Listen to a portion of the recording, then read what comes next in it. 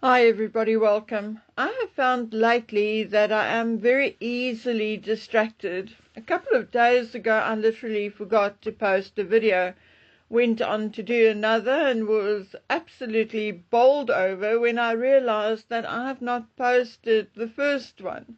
For a nanosecond I was rather worried, but I knew it is stress and tiredness because the drama has not stopped, i.e., I did not use my laptop at all yesterday. I was logged out. Everything was unplugged and switched off. So huge surprise when switching on my laptop this morning, I realized something was wrong, and it transpired that the motherboard has died a horrible death.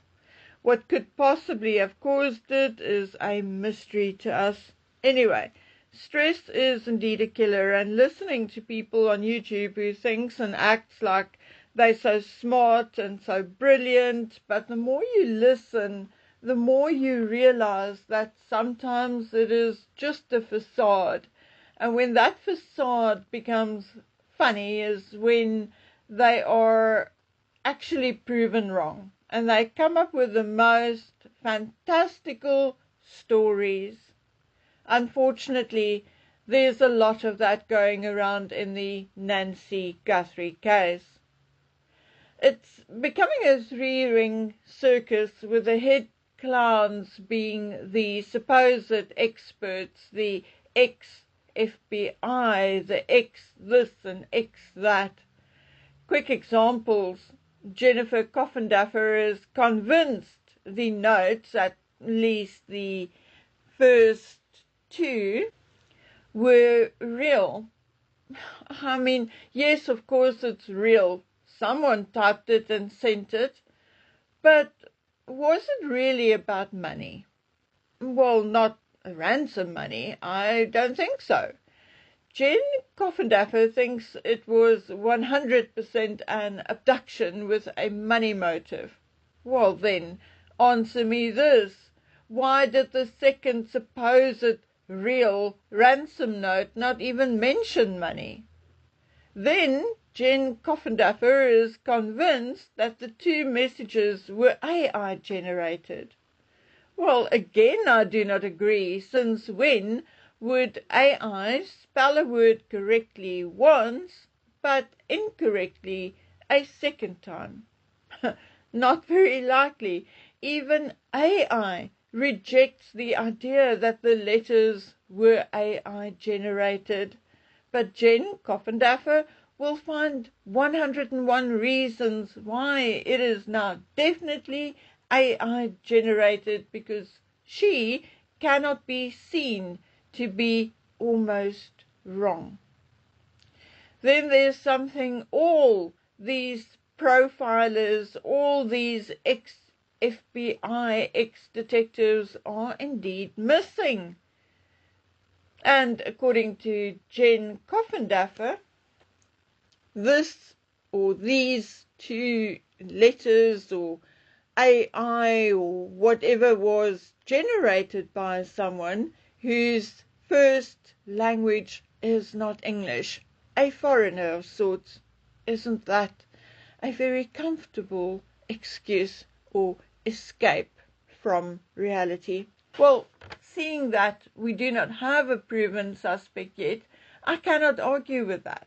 But they all missed the same thing, okay? And now that I'll come out with it, give it 24 hours and indeed watch them talk about it, pretending it was all their idea. So let me tell you what is on my mind. The first letter or note reads, "Hello, Savannah," with the correct spelling of Savannah Guthrie's name.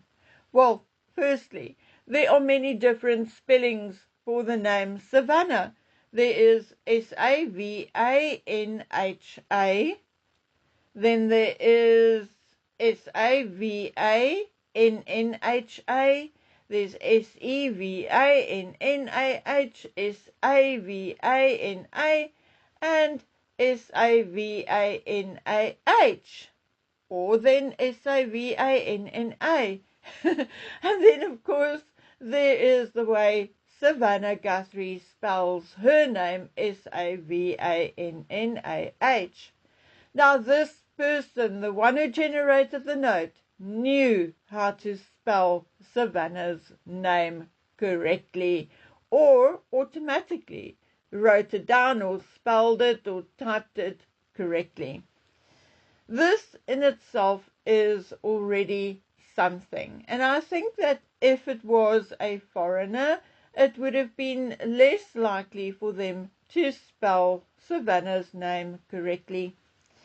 Then there is the hello, Savannah. Now, if you read it out loud, a trick regularly taught when learning body language or acting, but apparently not taught to FBI body language experts. Anyway, when you read it out loud, there can be different ways to make it sound. There is the hello, Savannah, which could sound sarcastic or bitter, or the hello, Savannah, which could sound friendly, caring, or welcoming, or hello, Savannah, which could just be neutral, just a plain normal greeting. But there's one thing all of these have in common. It is overly familiar, or presumptuous, or could even be manipulative, or an effort to be manipulative. Now, in this specific incident, I can perhaps understand that whoever sent the note did try or wanted to manipulate Savannah. But AI agree with me that if it was a complete stranger, even if it was someone delusional who believed that he was, say, in love with Savannah, well, in this life or previous life, he would more likely have started the note with, Dear Savannah, or Hello, Ms. Guthrie, or would have led with something like hello or hi, but left the name out completely.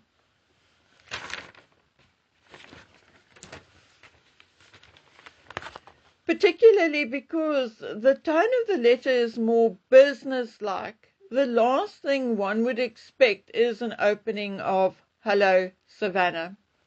Again, I have spoken about this hypothesis before. Cameron Guthrie immediately, and I don't know whether it was over the phone or in person, but he immediately told Savannah that it was an abduction. Well, according to Savannah herself, even before the first note arrived. Now, people are making excuses and saying, oh, he was in the military, his observation skills are good. Bullshit.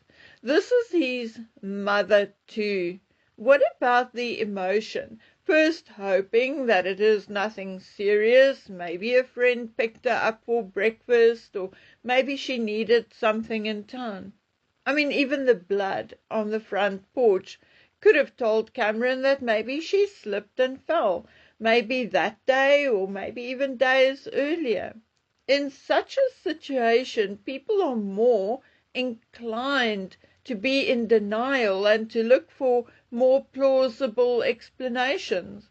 But apparently not Nancy's son, a pilot who never hired a small plane to fly over the area where he himself lived for many, many years, who, as far as I know, did not even ask to go up in one of these search and rescue planes or helicopters.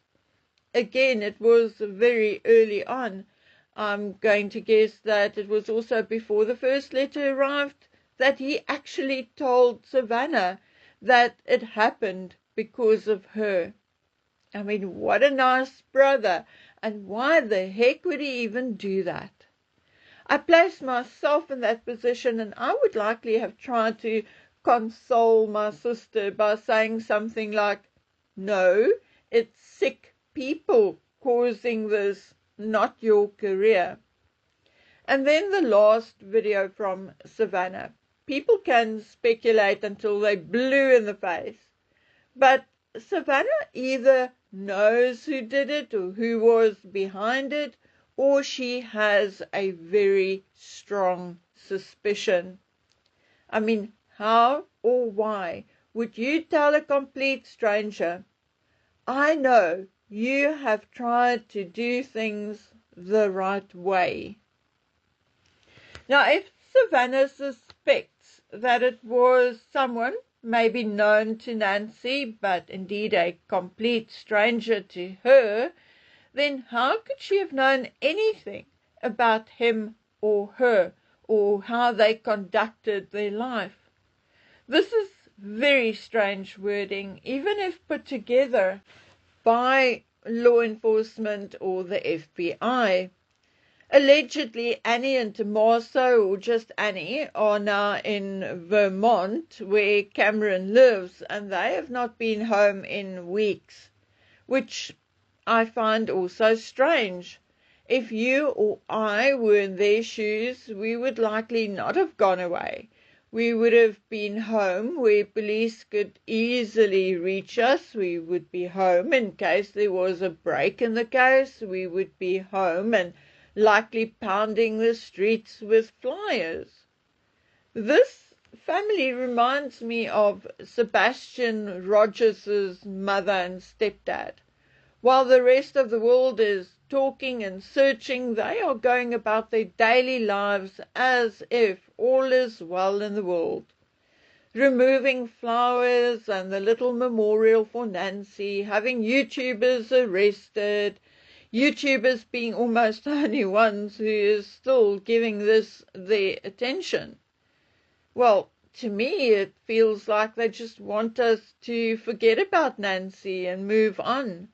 But while they are having this done, they themselves are not doing anything to help find Nancy. And no, I'm not impressed by Savannah's little video message. I think I've spoken about Nancy publicly more than she has. Now, something is not right here. It doesn't feel right, okay? One day Nanos says no one is cleared. And 2 days later he says, oh, except for the family, they had nothing to do with it.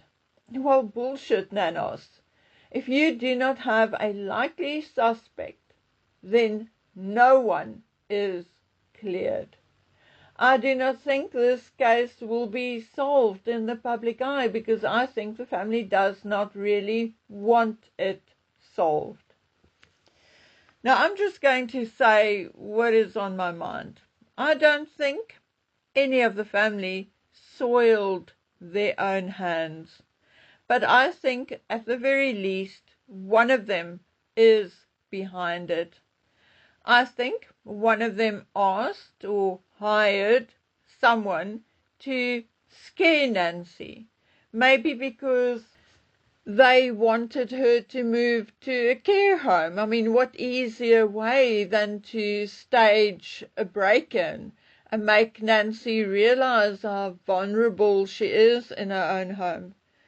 Or maybe they even asked for money and she said no, She may have said, look, I don't know how long I still have to live, and I need to take care of myself.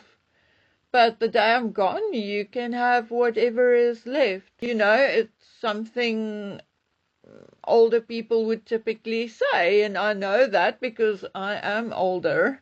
I'm not 80, but I am older, and I need to think about the future. My health is not going to hold out. At some point, I will need extra money to maintain my health, for instance. So I think that could very well have been the case, and which is also what was said in the second letter, where they said they did not really realize how precarious and how bad Nancy's health was. If, say, Cameron or Annie and Tommaso or whoever hired somebody to scare Nancy, to get what they want, be it to get her to move to a facility or get her to give them money or whatever the case may be. That person who actually did the deed may not have known about Nancy's health condition. And they were quite prepared to go scare her a little, but not prepared for her to die. And that is how I read this case. Anyway, guys, we'll talk about it some more. I'm not necessarily correct, but this is how I feel about it. But we'll talk about it some more in the future. I don't think we should let it go. Not yet, in any event. Okay, so until we meet up again, please take good care of yourselves, stay vigilant, and stay safe. Bye.